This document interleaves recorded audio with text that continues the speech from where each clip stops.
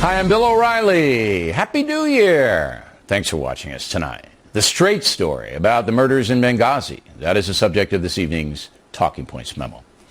Over the Christmas break, the New York Times ran an investigative report about how Ambassador Christopher Stevens and 3 other Americans were murdered in Libya on September 11, 2012. The story has been a sharp thorn for the Obama administration and for former Secretary of State Hillary Clinton because there were security concerns in Benghazi that were not addressed by the State Department, also because the administration's version about what happened was murky and allegedly misleading. The Times concluded that there is no evidence that al-Qaeda was involved in the murders, and an anti-Muslim video promoted by a Florida preacher did ignite the fuse of violence, as the Obama administration initially stated. But a factor analysis of the Times article casts grave doubt on both of those conclusions. Let's look at the facts. The New York Times rightly claims that an anti-American group called Ansar al-Sharia was behind the attack. But the Times says the group is not affiliated with al-Qaeda. The evidence says otherwise. In August 2012, a few weeks before the attack, the Pentagon issued a report that said, quote, Ansar al-Sharia has increasingly embodied al-Qaeda's presence in Libya, unquote. But the Times does not mention the Pentagon's assessment in its article. An amazing lapse of reportage and a huge mistake if the paper wants its readers to believe it is covering hard news in a fair way. There's simply no excuse for not including the Pentagon's point of view. The Times also says, quote, the attack does not appear to have been meticulously planned. Nonsense. For more than 2 hours, dozens of Islamic thugs used rocket-propelled grenades and automatic weapons to assault the U.S. mission compound in Benghazi. Militants were seen on video cameras casing the mission before the attack, and they hid themselves until opening fire. They also attacked a CIA compound a half-mile away using mortars.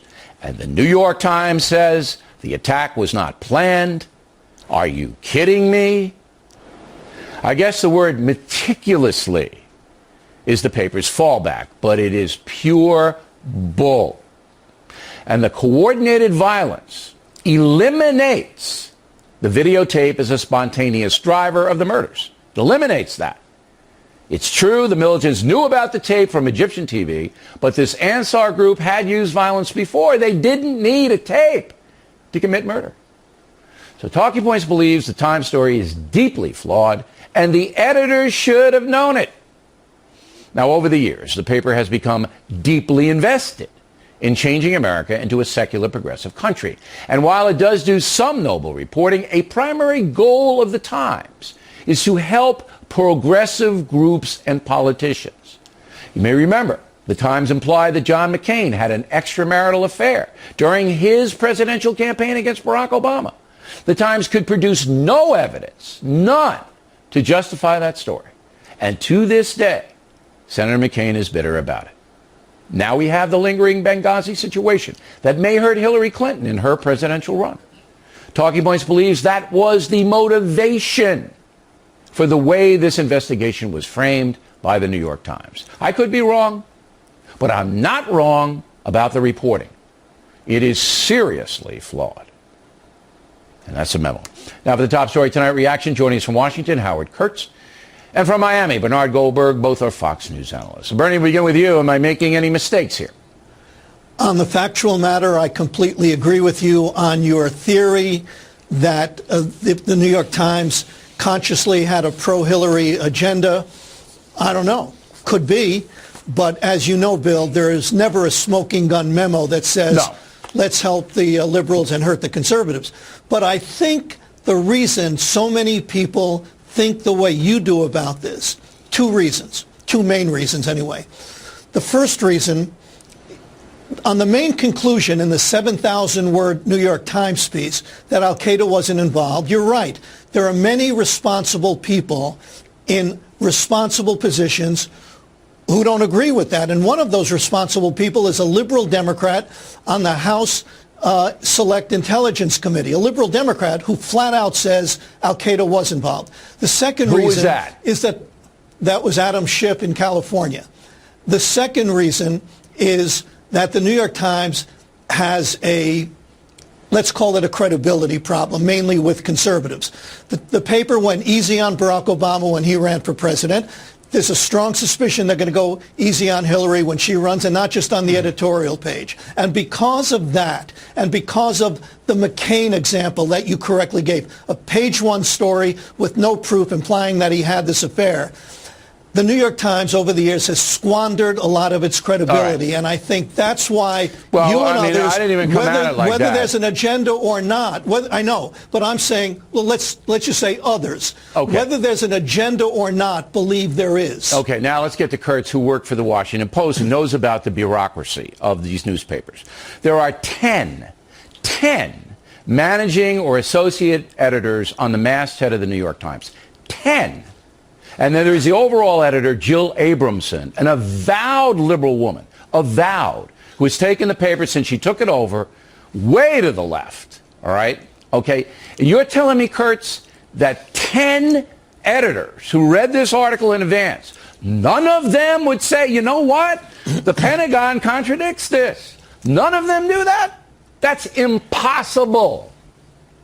Some of the reporting here may be flawed. You pointed to a serious omission, Bill. But this was a serious attempt at journalism done over many months with many on-the-record interviews, including with the prime suspect in the case. And you're sophisticated enough to know, Bill, that even though the Times has a very liberal editorial page, that you don't have your Cairo bureau chief spend months on a story, which, by the way, didn't mention Hillary Clinton at all, in order to help a likely presidential candidate 2 years from now. It's not the way newsrooms work. Oh, you're kidding me, right? You're kidding me.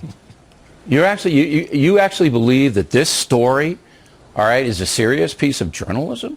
When you leave out the central tenet of what you're trying to say, no al-Qaeda involvement, you leave out the assessment of the Pentagon, and you're telling me that's serious? I said that was a serious omission, but even if you accept, and I know you don't, but even if you accept every sentence in this New York Times story as true, it paints a portrait of a compound in Libya that was left dangerously undefended, woefully unprepared. It does not make the administration look good. It does not make Hillary Clinton look good. I'm not saying it does that. It basically, what it does make the administration look credible, because it goes back to the videotape, which is what Susan Rice came out with, and why Republicans and some conservatives went wild, and says, yeah, the videotape was the reason, which is the two main things, Kurtz, the two main things, Al-Qaeda and the tape, are wrong.